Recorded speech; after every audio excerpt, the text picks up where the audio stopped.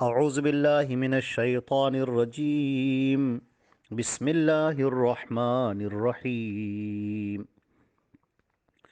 ولا تقتلوا النفس التي حرم الله إلا بالحق ومن قتل مظلوما فقد جعلنا لوليه سلطانا فلا يسرف في القتل إنه كان منصورا۔ یہ سورہ بنی اسرائیل کی آیت نمبر 33 ہے، اور ترجمہ اس آیت کا یہ ہے: اور اس جان کو قتل مت کرو جسے اللہ نے حرام کیا ہے مگر حق کے ساتھ، اور جو شخص قتل کر دیا جائے اس حال میں کہ مظلوم ہو تو یقیناً ہم نے اس کے ولی کے لیے پورا غلبہ رکھا ہے، پس وہ قتل میں حد سے نہ بڑھے، یقیناً وہ مدد دیا ہوا ہوگا۔ اس سے پہلے جو انسانی جان اور عزت کی حفاظت کے لیے اولاد کے قتل کو منع کیا گیا اور زنا کے قریب بھی جانے کو منع کیا گیا، اب اس کے بعد اس آیت کے اندر یہ بات ارشاد فرمائی گئی کہ اب کسی بھی شخص کو ناحق آپ قتل نہیں کر سکتے۔ ناحق قتل کرنے سے اس آیت میں منع کر دیا گیا۔ قتل مسلم کب ناحق ہے اور کب حق؟ رسول اللہ صلی اللہ علیہ وسلم نے ارشاد فرمایا: لا يحل دم امرئ مسلم يشهد ان لا الہ الا اللہ وانی رسول اللہ الا باحدى ثلاث۔ حضرت عبداللہ ابن مسعود رضی اللہ تعالیٰ عنہ کی یہ روایت ہے، جو بخاری میں بھی ہے اور ابو داؤد میں بھی ہے، کہ کسی مسلمان کو، نبی کریم صلی اللہ علیہ وسلم نے فرمایا، کسی مسلمان کو جو کلمہ لا الہ الا اللہ محمد رسول اللہ پڑھتا ہو قتل کرنا حلال نہیں،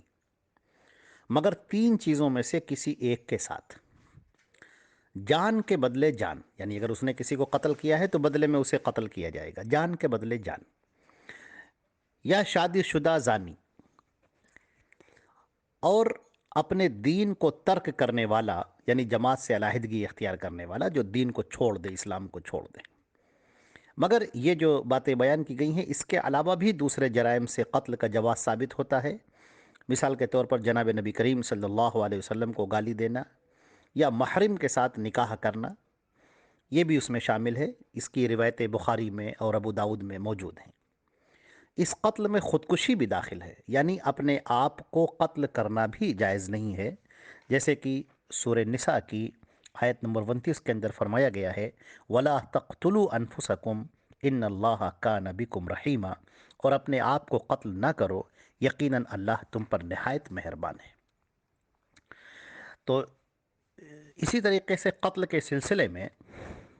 اللہ رب العزت نے سورہ نساء کے اندر آیت نمبر 93 میں بھی یہ بات ارشاد فرمائی ہے: وَمَنْ يَقْتُلْ مُؤْمِنًا مُتَعَمِّدًا فَجَزَاؤُهُ جَهَنَّمُ خَالِدًا فِيهَا وَغَضِبَ اللَّهُ عَلَيْهِ وَلَعَنَهُ وَأَعَدَّ لَهُ عَذَابًا عَظِيمًا،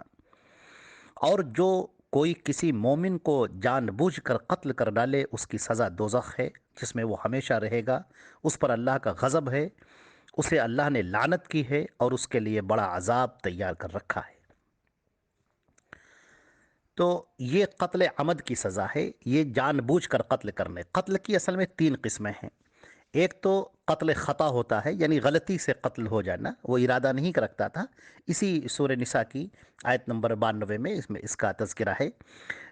غلطی سے قتل ہو گیا کوئی۔ دوسرا ہے قتل شبہ عمد، یہ حدیث شریف سے ثابت ہے، یعنی ایسی چیز سے قتل کرنا جس سے عام طور سے قتل نہیں کیا جاتا ہے اور آدمی اس میں قتل ہو گیا۔ اور تیسری چیز ہے قتل عمد، یعنی جان بوجھ کر ارادہ اور نیت کے ساتھ کسی کو قتل کرنا اور اس کے لیے وہ آلہ استعمال کرنا جس سے عام طور سے عادتاً قتل کیا جاتا ہے، جیسے تلوار ہے، خنجر ہے، آج کے زمانے میں جیسے بندوق وغیرہ ہے، پستول ہے۔ تو اس آیت کے اندر مومن کے قتل پر نہایت عظیم وعید بیان کی گئی ہے۔ مثلا یہ بیان کیا گیا کہ اس کی سزا جہنم ہے، جس میں اسے ہمیشہ رہنا ہوگا، اللہ کا غضب ہے، اس کی لعنت ہے، عذاب عظیم ہے۔ اتنی سخت سزائیں بیک وقت کسی بھی گناہ کی نہیں بیان کی گئیں۔ اس سے بات واضح ہے کہ ایک مومن کو قتل کرنا اللہ کے ہاں کتنا بڑا جرم ہے، اور یہ کہ احادیث میں اس کی سخت مذمت ہے اور اس سلسلے میں سخت وعیدیں بھی جو ہیں وہ بیان کی گئی ہیں۔ اب یہاں پر فرمایا کہ ومن قتل مظلوما فقد جعلنا لولیہ سلطانا، اگر کوئی شخص کسی مسلمان کو ناحق قتل کر دیتا ہے تو مقتول کے جو ولی ہے، مقتول کے جو ذمہ داران ہیں، ان کو اللہ نے پورا اختیار دیا ہے۔ یہ اختیار کیا ہے؟ چاہے تو قصاص لے لے، یعنی بدلے میں اس قاتل کو قتل کر دے، اور چاہے تو دیت لے لے،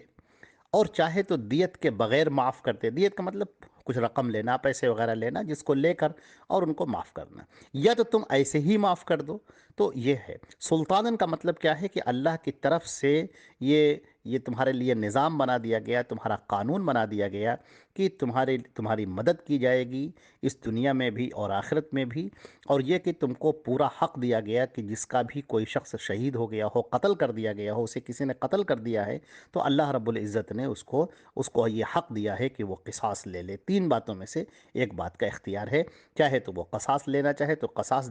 لے، اور چاہے تو اگر جو ہے کچھ رقم لے کر، کچھ پیسے لے کر ان کو معاف کر دے، یا ایسے ہی معاف کر دے۔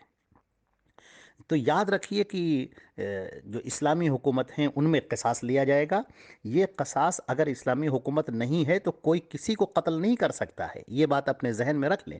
ایسا نہیں کہ ہم یہاں ہندوستان میں رہ رہے ہیں اور یہاں پر کسی نے کسی کو قتل کر دیا تو وہ آدمی اٹھے اور بدلے میں اس کو قتل کر دے، تو یہ طریقہ نہیں ہے۔ قتل کی سزا قتل ہے، لیکن وہ حکومت کے ذریعے سے ہے، حکومت اس کو سزا دے گی۔ آدمی کو قانون اپنے ہاتھ میں لینے کا اختیار بالکل نہیں دیا گیا ہے، بلکہ اس کی جانچ پڑتال کی جائے گی، اس پر مقدمہ چلے گا، اور گواہ ہوں گے اور چیزیں ہوں گی، اور اس کے بعد اس کو گورنمنٹ سزا دے گی، یعنی حکومت سزا دے گی۔ وہ اسلامی حکومت ہو تو وہ سزا دے گی، وہ نہیں ہے تو دوسری گورنمنٹ ہے وہ سزا دے گی۔ لیکن بہرحال انسان کو اپنے ہاتھ میں قانون لینے کا کوئی اختیار نہیں ہے۔ یہی معاملہ چوری کا ہے، اور یہی معاملہ قتل کا ہے، یہی معاملہ زنا کا ہے، یہی معاملہ اور دوسری تمام چیزوں کا ہے کہ اس کو یہ بالکل اختیار نہیں ہے کہ وہ قانون اپنے ہاتھ میں لے کر سزا دینا شروع کر دے۔ یعنی کوئی چوری کرے تو کسی کو یہ اختیار نہیں کہ وہ اٹھے اور ہاتھ کسی کا کاٹ دے، یا کوئی زنا کرے تو اس کو پتھر سے مار مار کر سنسار کر دے، یہ اس کو اجازت نہیں ہے۔ ایک اور بات فرمائی گئی، فلا یسرف فی القتل، یعنی قتل کی جو سزا لیتے وقت، یعنی قصاص لیتے وقت، اگر بدلے میں تم قتل وہ کیا جا رہا ہے تو قصاص لیتے وقت قتل میں زیادتی آپ نہیں کر سکتے ہیں، یعنی کہ قاتل کے بجائے کسی اور کو قتل کر دیں۔ آدمی نے لڑکے نے قتل کیا ہے تو اس کے بدلے میں کسی کے باپ کو قتل کر دیا، یا اس کے بیٹے کو قتل کر دیا، اس کی ماں کو، بہن کو قتل کر دیا، تو یہ زیادتی ہے، یہ جائز نہیں، حرام ہے، یہ آپ نہیں کر سکتے۔ اسی طرح قاتل کے ساتھ میں اور دوسرے لوگ جو شریک تھے ان کو بھی قتل کر دے، جو بیچارے یا شریک نہیں تھے، یا قتل سے پہلے ان کا مصلح کرے، یعنی اس کے ناک کاٹے، ہاتھ پیر کاٹیں، پیر کاٹ دے، اس کی بھی اجازت نہیں ہے، یا مختلف طریقوں سے اس کو ایسی تکلیف دے دے کر مارے، ان سب کی اجازت نہیں ہے۔ ہاں، صرف ایک استثناء ایکسیپشن ہے، وہ یہ کہ قاتل نے جس طریقے سے قتل کیا ہے اسی طریقے سے اسے قتل کر دیا جائے گا، اور اس کے سلسلے میں احادیث بھی موجود ہیں۔ سورہ نحل کی آیت نمبر 126 بھی اس کی کچھ وضاحت کرتی ہے۔ فرمایا گیا انہو کان منصورا، کہ اس کی مدد کی ہوئی ہے، یعنی اس کو مدد جو ہے کی گئی ہے، اس کی سب پر اس کی مدد کرنا لازم ہے۔ اللہ تعالیٰ دنیا میں بھی اس کی مدد کریں گے اور آخرت میں بھی اس کی مدد کریں گے۔ تو معلوم یہ ہوا کہ اگر کسی نے کسی کو قتل کرتے دیکھا ہے تو اس کی گواہی دے، اور جو قاتل ہے اس کو اس کے انجام تک پہنچائے، اور اس سلسلے میں مقتول کا وہ ساتھ دے کہ بیچارہ وہ مظلوماً قتل ہوا ہے، لہذا اس کا ساتھ دے۔ اگر اس نے دیکھا ہو تو سچی پکی گواہی دے، جھوٹی گواہی نہ دے، اور اس طریقے سے اپنے ذہن میں رکھے کہ قتل ولا تقتل النفس، کسی بھی نفس کو آپ قتل نہیں کر سکتے جس کو اللہ نے حرام کر دیا ہے، الا بالحق، اور جو حق کے ساتھ، اور اس کی ہم نے یہ وضاحت کر دی کہ حق کیا ہے اور ناحق کیا ہے۔ اللہ رب العزت ہمیں اور آپ کو عمل کرنے کی توفیق عطا فرمائے۔